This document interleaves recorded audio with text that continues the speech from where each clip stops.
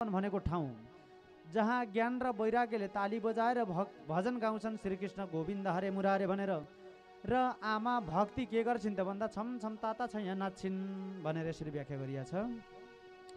त्यस पछाडिको कथा के छ त भन्दा यो आत्मदेव नाम गरेका ब्राह्मण छन्। एउटा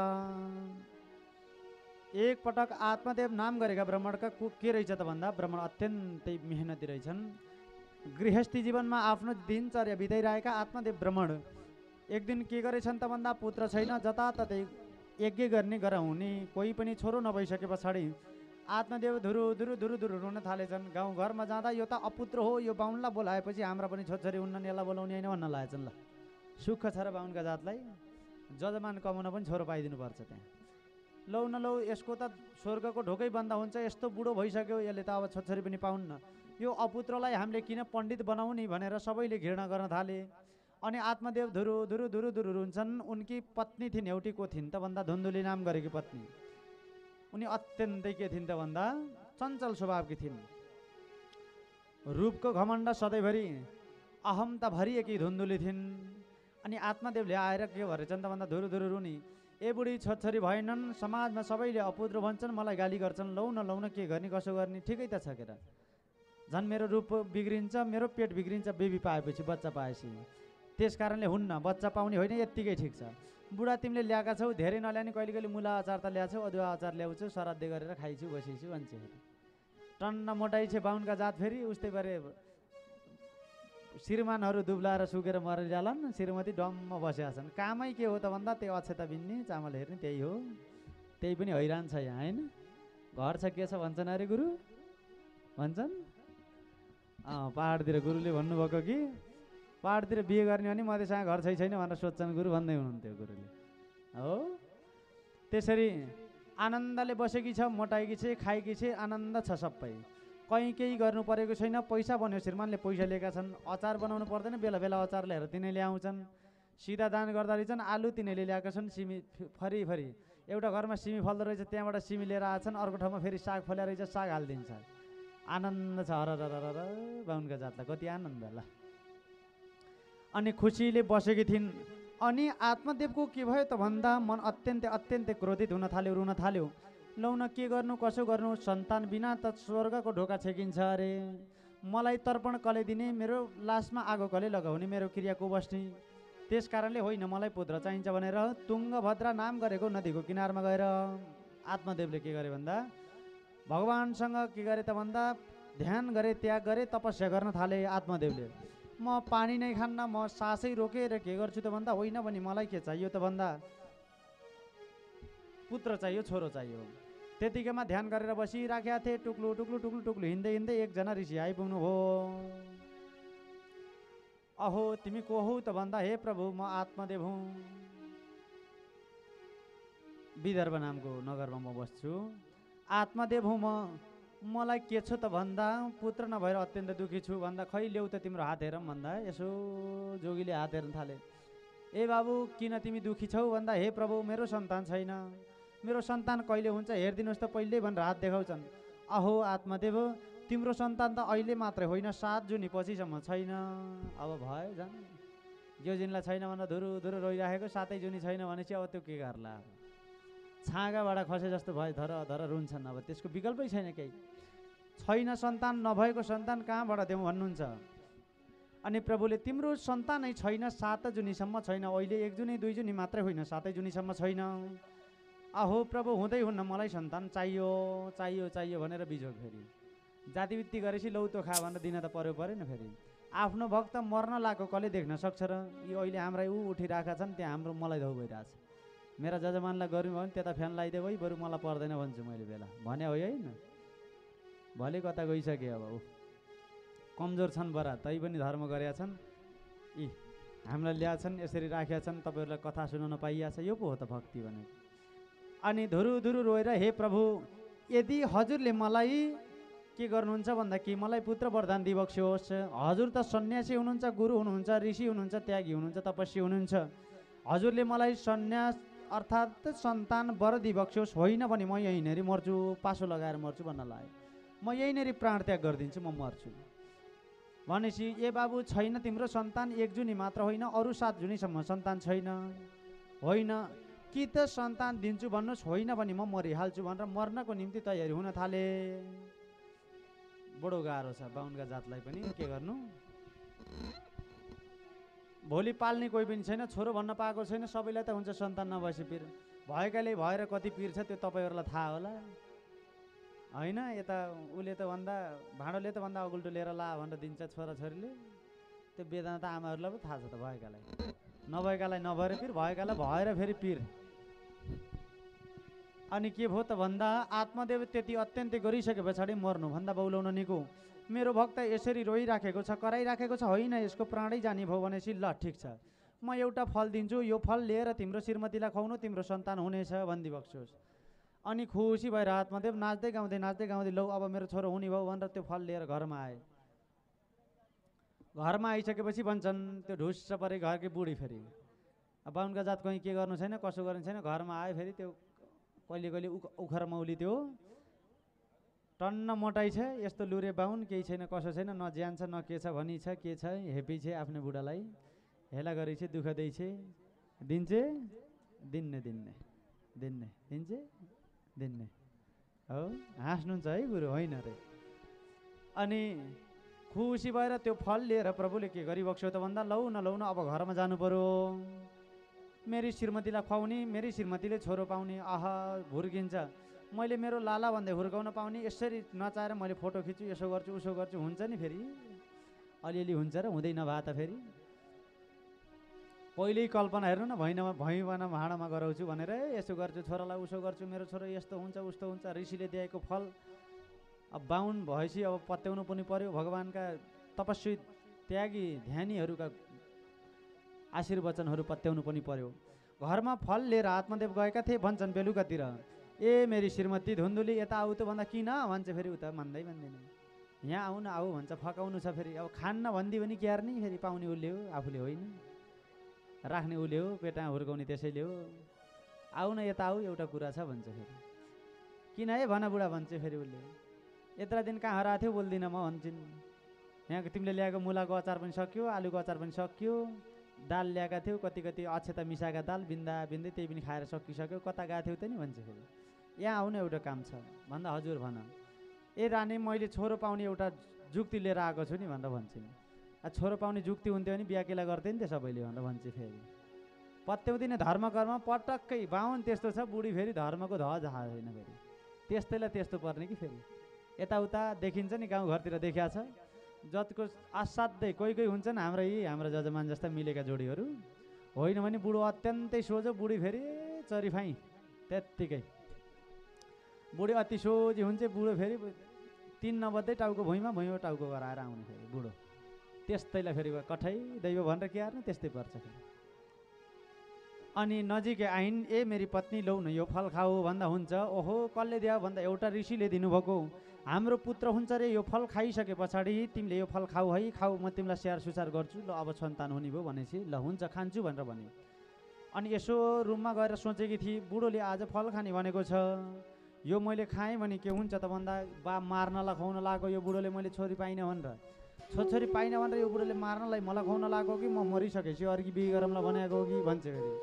अनि फेरि गएर भन्छ ए बुढा होइन तिमीले बिहे गर्छौ भने अर्की बिहे गर म केही भन्दिनँ भन्छ फेरि मलाई मर्नु छैन तिमीले मलाई मार्नलाई फल ल्याएका त होइनौ कसले दियो यो भन्छ होइन रानी म धर्म पढेको ब्राह्मण हुँ किनकि मैले यज्ञ गर्नु गराउनु मेरो धर्म हो सत्यतामा अडिग हुनु मेरो दायित्व हो त्यो भएर तिमीले यो फल खाऊ त्यसमा कुनै पनि संशय छैन हाम्रो पुत्र हुनेछ ऋषिले दिएको फल हो ल हुन्छ बुढा खान्छु त्यसो भए भनेर भने। यसो कोठामा गएर सोचेकी थिएँ मेरो बुढोले पक्कै पनि मलाई मार्न ल्यायो विचार गर्छु मैले अब मैले के गर्छु त भन्दा यो फल लिएर मैले गाईलाई खुवाउँछु यदि छोरो पाउनु रहेछ भने गाईले छोरो पाएको देखाउँला यदि पाएन भने गाई मर्यो भने बुढोले मलाई मार्नको लागि फल ल्याएको रहेछ भनेर मैले थाहा पाउँछु यदि गाई 1-2 दिनसम्म मरेन भने के गर्ने त कसो गर्ने भनेपछि फेरि सोचिन्छ त्यसले अब विचार त लाउनुपर्छ फेरि बुढोले त यस्तो मलाई त बर्बाद भइहाल्छु भनेर आफ्नै के गरी त भन्दा माइती गाउँकी बहिनीलाई बोलाइछे त्यो बहिनीका फेरि के थिए त भन्दा 7-8वटा छोरी छोरी मात्रै पाएको छ हुने खाइनले 1-2टा पाउने हो, जसको हुन्न जसले पाल्न सक्दैन त्यसैका बटट दर्जन 2 दर्जन हुन्छ नि त फेरि गुट्टु टुटु जताततै हो। तिनैका भलिबल खेल्ने तिनै पुग्छन्, फुटबल खेल्ने तिनै। बरा पाल्नु छैन, घर खुवाउने माड छैन, बच्चा बच्ची चाहिँ किम्लाले जस्तै पाएको छ। अनि गाउँकी एउटीले के गरिछ त भन्दा अहो फलानु गाउँकी एउटी मेरी बहिनी छे, त्यसलाई बोलाउँछु भनेर माइतकी बहिनी बोलाइन्। ए बहिनी, मेरो बुढोले ल्याएर यो फल खाना दिएका, मैले लगेर गाईलाई खुवाइदिएँ, के गरौँ कसो गर्ने होला, बडो आपत पर्यो, लौन हेर त गाई त मर्दै मरेन, अब त्यो गाईले बच्चा पायो भने बर्बाद हुन्छ, मेरो बुढोले मलाई मार्ने भयो नि भनेर भन्ने बेलामा एउटा जुक्ति छ, तैँले मान्छेस् भन्दा मान्छु। ल मैले सिकाउँछु, ल हेर्नु छोरी मान्छेले केसम्म जान्दा रहेछन् है, मैले सिकाउँछु जुक्ति, पिर नगर। तेरा बुढाले पनि तँलाई गाली नगर्ने र गाईले बच्चा पाए पनि केही नहुने, मैले एउटा जुक्ति जानेकी छु भने के गर्ने भन्दा मैले बच्चा पाउँछु फेरि पनि गर्भवती भएको छु, यो केटाकेटीलाई स्याहार हुसार गर्दा गर्दै हैरान भयो, मेरो बुढो बौलाले न छोराछोरी पाल्नलाई कपडा लाउन दिन्छ, खालि अहिले पनि हेर त भुँडी यत्रो भएछ भन्छ फेरि। अनि के गर्ने कसो गर्ने भन्दा मेरा छोराछोरी पढाउनलाई मसँग धन छैन, सम्पत्ति छैन, तेरा बुढाले कमाउँदै ल्याउँदै राख्दै गरेको पैसा तैँले जम्मा गरेर राखेछेस्, मलाई यति पैसा दिएस्, यति पैसा दिए बापत मैले पाएको सन्तान तँलाई दिन्छु। अहो कति राम्रो कुरा गरिस् त नि भन्छ फेरि त्यसले। अनि के गर्ने, सन्तानलाई कसरी हुर्काउने, दुध त चुसाउनु पर्यो भन्दा मलाई तैँले स्याहारे बनाएर राखेस्, काम गर्ने केटी नियुक्ति गरौँ है बुढा, तिमी सक्दैनौ बुढो मान्छे भनेर भन्नु, अनि मलाई स्याहारे बनाएर राख्नु, मैले काम गर्न आएको न्युमा त्यो बाबुलाई के गर्छु त भन्दा दुध खुवाउँछु भनेर भन्छ। ल ठिक छ। अनि बुढाले त चेक गर्ला नि कहिले कहिले, खै भुँडी यसो हल्लिन्छ अनि चेक गर्ला नि बुढाले, फेरि छोरो ठुलो भयो भएन भन्ला नि भन्दा बुढोलाई के भनेस् त भन्दा म गर्भवती भएको बेलामा बुढा नजिक आउनु हुँदैन, यसो देखिनको लागि पहिले के गरेस् त भन्दा सुरुमा यसो कपडा राखेस् र बाँधेस्, पटुकी बाँधेस्, त्यस पछाडि के गरेस् त भन्दा अलि ठुलो पटुकी बाँधेस्, अनि सानो सिरानी राखेस्, भुँडी नेरी तल्लो पेट नेरी भुँडी सिरानी राखेस् भन्छ। यो छोरी मान्छेले नजाने पनि केही रहन्छ, हेर्नुहोस् त सब त्यसैले भनेकी हो। फेरि धुन्धुली कि माइत बहिनीले, ओहो 9 महिना हुन लागेछ त फेरि सिरानीको आकार यस्तो हुन्छ नि भन्छ। पिर नगर मलाई थाहा छ। जब 7 महिना हुन थाल्छ गाह्रो हुन्छ, बुढोले हेर्ने बेलामा कसौडी राखेस्, यहाँ कसौडी कि त्यो कराई राखेस्, बाहिरबाट पटुकीले बाँधेस्, ठ्याक्कै त्यस्तै देखिन्छ भन्छ। ल सिकाउन जाने कि आहो बडो राम्रो सिकाइस् भन्छ।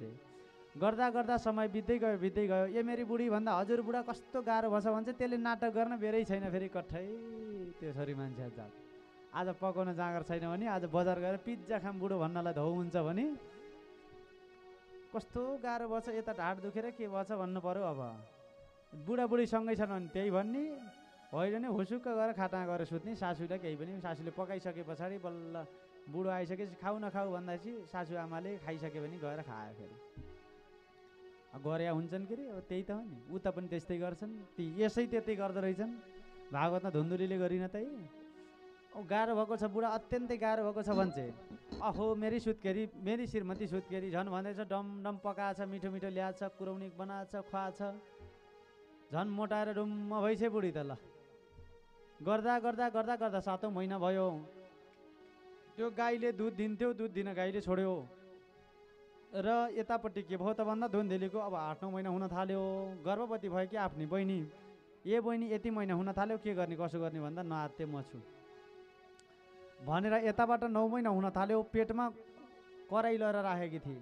समय बित्दै गयो, बुढा श्राद्धै गर्न गएको बेलामा के भयो त भन्दा आफ्नै बहिनी आएर त्यहाँ बच्चा त्यहीँनेरि गर्भवती भइदिए। सुसारे गर्न मेरी बहिनी आएकी छे, यहाँ लोग्ने मान्छे आउन मिल्दैन भनिन्छ। फेरि अब भयो बर्बाद, लोग्ने मान्छे भित्र आउन पाइँदैन, यही बहिनीले मेरो सुसार गर्छ भनिन्छ। फेरि सुत्केरी उछे, अनि सुत्केरी भइ र त्यहीँ बच्चा जन्मियो।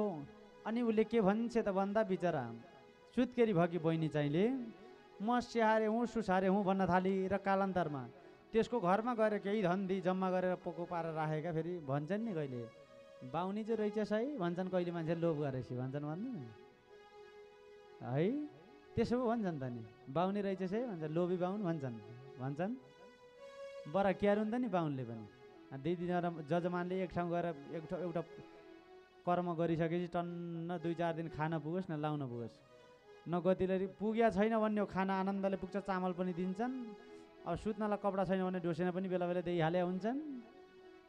लाउनलाई केही छैन भने धोती सधैँभरि धोती दिएका छन् त्यो सेता त्यो पितृ कति लाउने हो होइन, दिएको त्यही छन्। अब यता जाउँ उता जाउँ भने दाम पैसा छैन, न बाहुन भोकै मर्छ न त्यसले आफ्नो इच्छा आकाङ्क्षा परिपूर्ति गर्न सक्छ। भोकै चाहिँ मर्दैन है त। फेरि वेद परेको ब्राह्मण कहिले पनि भोकै मर्दैन। अनि के गरे त भन्दा समय बित्दै गयो। कालान्तरमा के भयो त भन्दा छोरो जन्मियो, बहिनीको छोरो जन्मियो मेरो छोरो भनेर भनी त्यो यहाँ भएको कराई फ्याल्दी लौ मेरो छोरो भनी चाहिँ पटुका कसेकी चाहिँ गाह्रो भएछ बुढो भनी चाहिँ। अब त्यो पाउँदा पाउँदै 8-9वटा छोरी पाएकी, त्यसलाई के को पिर फेरि बसेपछि अहो यो स्याहारे हो सुसारे हो भनेकी चाहिँ त्यहीँ राखेकी चाहिँ। अहो भनेको छ छोरोलाई समय बित्दै गयो। छोरोको न्वारण गर्ने बेला भयो 9 दिन भयो। 9 दिन भइसकेपछि के नाम राख्ने भन्दा अब आत्मादेवले भन्छन् कृष्ण राख्ने, बलराम राख्ने, नारायण राख्ने, गोपाल राख्ने भन्छन्। चुप लाग बुढा, दुःख कति गरेछु मैले, 9 महिनासम्म गर्भमा मैले राख्ने, मैले जे भन्नु त्यही हुन्छ मेरो छोरा न मान्छेलाई फेरि।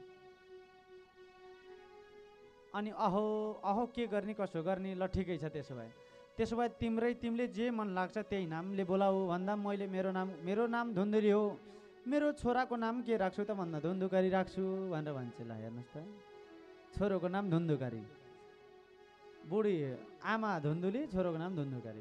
समय बित्दै गयो। 1 महिना हुन पाएको थिएन। गाईले पनि के पायो त भन्दा बाछो पायो। त्यो बाछो कस्तो थियो त भन्दा सबै मान्छे जस्तो मात्रै टाउको, गाईको जस्तो टाउको, अरू सबै के त भन्दा मान्छे।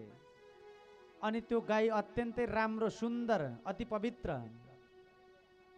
अनि त्यो गाईको नाम के भयो त भन्दा यसको नाम तिमीले राख्यौ, यसको नाम मैले राख्छु भनेर के राखे त भन्दा गाउँभरि मान्छेले भन्न थाले गाई काने भन्न थाले। कान गाईको जस्तो छ, गाई काने भन्न थाले।